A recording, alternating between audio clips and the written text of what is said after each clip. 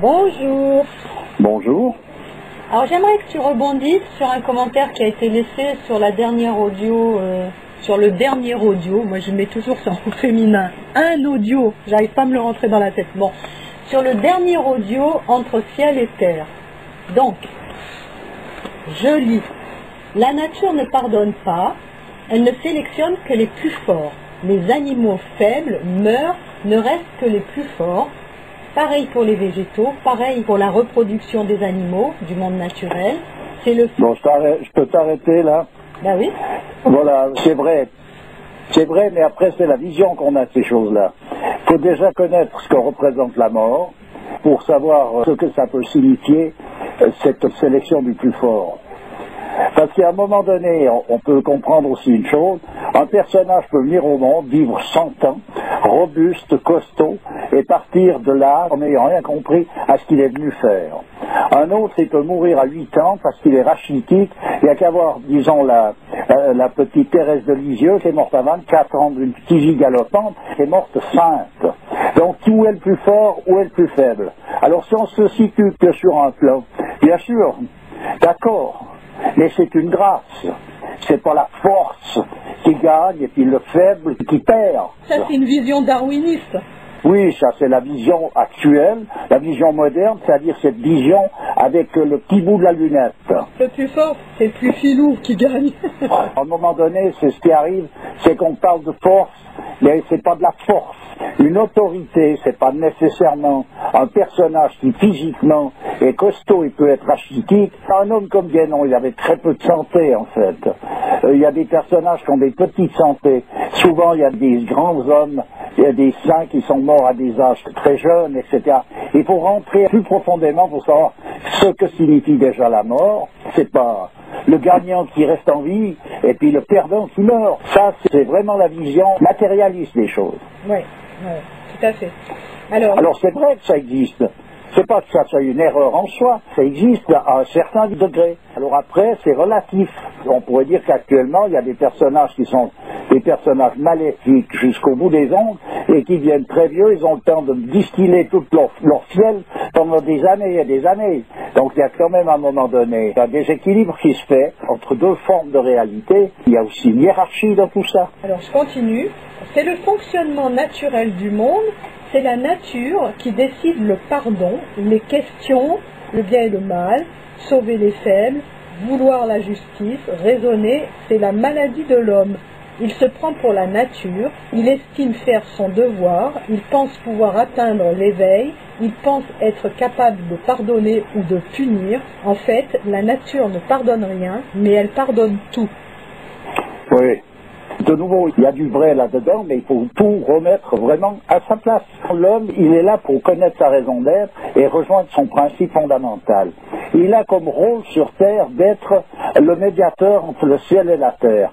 Donc il est bel et bien là, à un moment donné, pour pouvoir avoir un discernement lui permettant de savoir ce qui est juste, ce qui est faux, ou ce qui est appelé dans les religions, ce qui est bien, ou ce qui est mal. Simplement, comme il a été fait libre, il a aussi la liberté d'être complètement tourné à l'envers par rapport à tout ça et de vouloir malgré tout manifester sa supériorité tout en étant dans une infériorité la plus totale, en tout cas la plus basse. Il peut être en dessous de tout et vouloir manifester quelque chose de supérieur. Ça, c'est un état de dégénérescence qui amène l'humanité à cette position-là. C'est ce qui nous arrive actuellement. C'est ce qui me fait dire qu'à un moment donné, les personnages qui gouvernent le monde sont des personnages qui sont totalement incapables à jouer ce rôle. Ça ne veut pas dire qu'ils n'ont pas le droit de vivre, ça veut simplement dire qu'ils ne sont pas situés à la place qui leur revient. Donc on a renversé la vapeur, la dégénérescence, elle amène à un renversement qui fait que 10 personnes est positionné à l'emplacement qui lui revient. Et l'homme, en tant que tel, il doit être le médiateur entre le ciel et la terre. Donc il a le discernement, donc il sait ce qui est bien et mal, il sait ce qui est juste et faux, et à partir de là, il sait s'il doit se manifester ou pas. Et c'est ça la primordialité. À présent, où on en est, On ne peut pas considérer la valeur réelle des choses en regardant ce qu'on est en train de vivre, qui est complètement chaotique. Il faut retrouver le fil conducteur. C'est ça, l'histoire de la boussole, du gouvernail. Donc c'est une étude approfondie qui nécessite toute une posture. Il faut rentrer dans le cadre des études traditionnelles, rentrer dans le cadre de ces sciences, ou bien il ne faut pas s'en mêler, et puis rester tout simplement. Quand on parle de la foi du charbonnier dans le monde chrétien, c'est un personnage qui prie selon les indications qui lui sont données par la religion, qu'il ne se pose pas 36 000 questions, il travaille ce qu'il a travaillé, justement, il s'applique à faire ce qu'il a à faire, et il est en prière régulièrement, et il dort sur ses deux oreilles. C'est aussi une possibilité, c'est une grandeur tout ça. Mais l'homme actuellement est dans un état tel de dégénérescence qu'il se pose des questions, c'est vrai, mais il se pose souvent des fausses questions. Donc à des fausses questions, on ne peut obtenir que des fausses réponses. Parce que la vraie question, elle était une réponse au départ. On l'a transformée en question et on arrive à quelque chose d'absurde. Alors ça ne veut pas dire que c'est pas juste sur un certain plan, mais seulement qu'il ne faut pas mêler ces choses-là sur un autre plan. Ce que tu viens de m'indiquer, c'est le résultat d'une élucubration mentale. C'est ça la philosophie moderne. Après avoir vu ceci, vu cela, lu telle chose, vécu telle histoire, voilà, on fait une synthèse de ça, tac. Mais cette synthèse, elle se fait par rapport à l'état dans lequel on se trouve. Et le gros travail, c'est pas de chercher à faire cette synthèse-là, c'est de trouver l'état primordial dans lequel il faut être. Et non pas de chercher à se positionner par rapport à un état qui lui est arbitraire. Simplement, il est réel aussi, mais on a une liberté fondamentale qui nous amène vers le discernement qui est en nous, qui nous permet de nous voir nous-mêmes, c'est-à-dire qu'on voit bien qu'on est dans l'erreur ou si on est dans le vrai. Puisque la vérité n'a pas besoin de preuve, elle est la preuve en elle-même. Mais c'est une démarche. Voilà. Je voudrais aussi rebondir sur autre chose qui a été dit concernant le fait de vouloir changer le monde. Est-ce que vouloir changer le monde, donc, c'est fuir la situation qui est la meilleure pour nous? Non, pas du tout. Non. Les velléités sont possibles. Et je veux dire, je crois qu'on a répondu en disant que chacun est libre de faire des projets. Oui, voilà. Ben, c'est sûr que tout le monde est libre de faire des projets. Ça ne change pas la situation dans laquelle on se trouve, d'ailleurs. Il y a des gens qui te disent que si on ne s'était pas révolté, on n'aurait pas eu ces nouveaux acquis, etc., etc. La théorie, c'est que, de toute manière, chaque changement amène à empirer la situation. Ce qu'il faut bien comprendre, qu'il y ait eu à un moment donné une révolution. Alors je vais te dire, qu'on la veuille ou non, quand c'est le moment de cette révolution, elle se manifeste. Donc c'est pas un choix, c'est qu'il y a longtemps peut-être que ça bourronnait dans le monde, une expression d'injustice continue, personne n'était content de la situation dans laquelle il est, donc ça brasse, ça remue, ça met les gens dans un état d'esprit, et à un moment donné la révolution éclate. Mais qu'est-ce qui est le moteur réel de tout ça? Il faut déjà mettre en marche toute cette histoire pour aboutir à un moment donné à cette révolution, mais ça c'est prévu d'avance. Ça c'est inscrit d'avance. Un homme qui aurait une clairvoyance avant, bien avant la manifestation de la révolution, il va dire le temps viendra où les gens seront dans un désarroi et de fil en aiguille, il va se produire une révolution qui va bouleverser telle chose et telle autre et qui va amener à ceci ou à cela. Donc ça veut dire que c'est quelque chose qui est inscrit d'avance. C'est pas une improvisation. Donc après, dans le mental, on peut improviser un tas de choses. On peut, comme on dit, aiguiller les doigts sur un bâton. Ça veut dire quoi? Ça veut dire que les doigts sur un bâton, dans le mental, on peut les mettre. Mais dans la pratique, quand on les met sur un bâton, elles tombent. Ça ne va pas.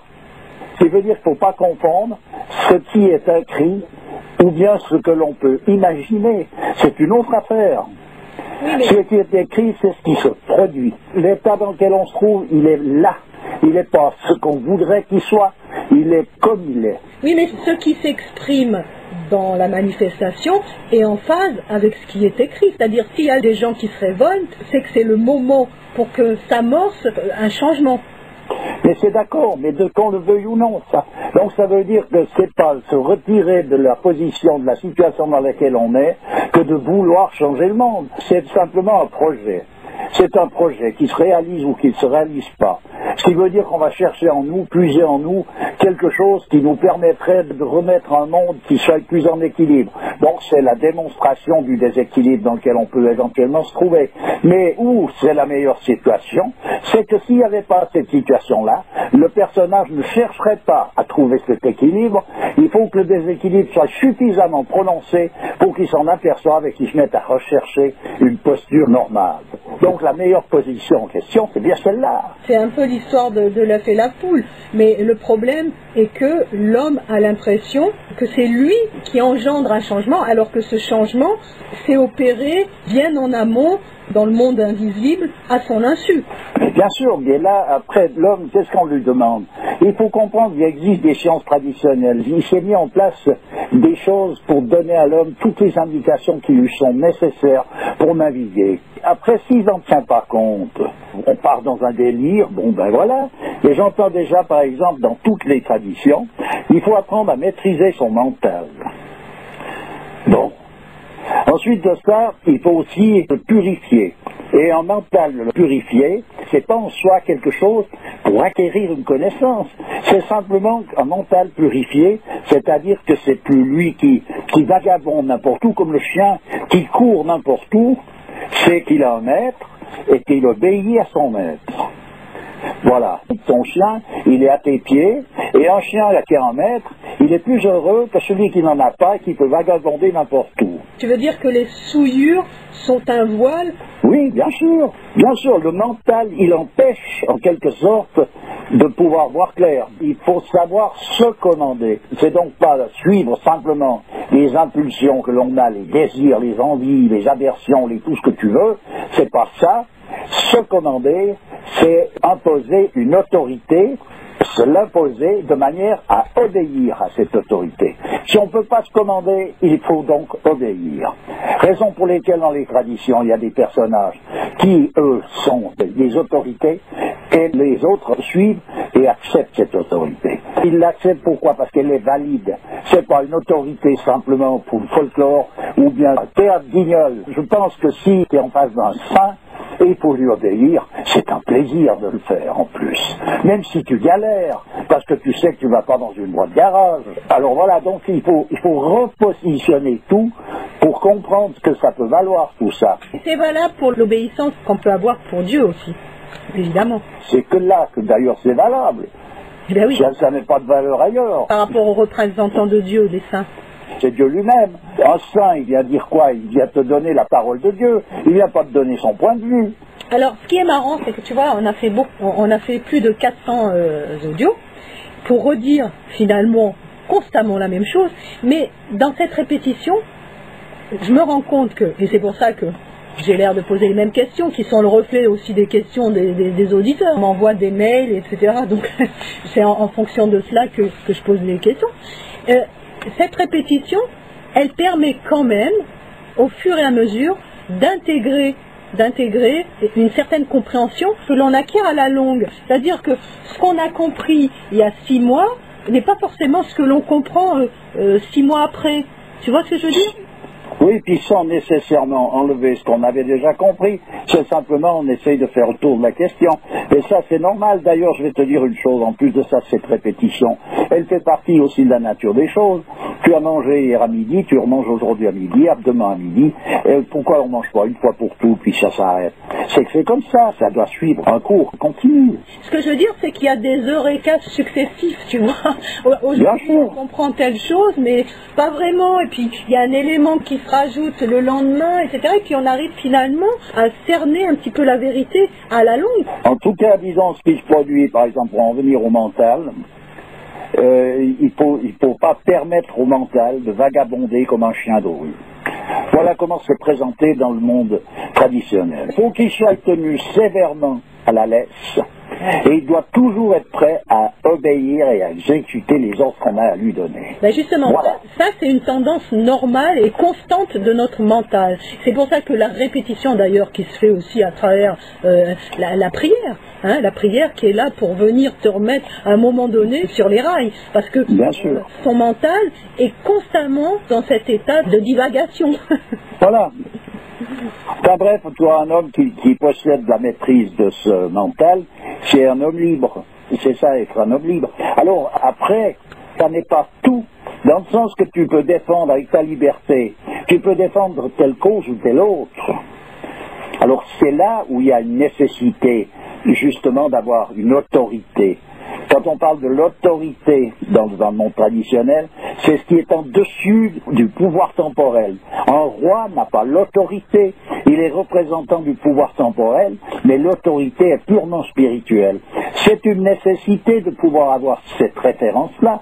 Autrement, tu défends n'importe quelle cause et puis tu la défends bien puisque tu maîtrises ton mental, tu maîtrises ceci, tu maîtrises cela. Mais après, la cause que tu défends, c'est là où il faut commencer à mettre les choses à leur place. Raison pour laquelle c'est nécessaire de suivre quelque chose qui correspond à ça, avec les règles qui sont en rapport, et ensuite de ça, par la même occasion, on cherche à maîtriser son mental pour pouvoir justement accéder à cœur de ce qu'on est en train d'étudier. C'est un outil qui te permet d'accéder à une connaissance, mais c'est aussi un outil qui peut permettre n'importe quelle connerie. Un sorcier maléfique, c'est un personnage qui sait maîtriser son mental.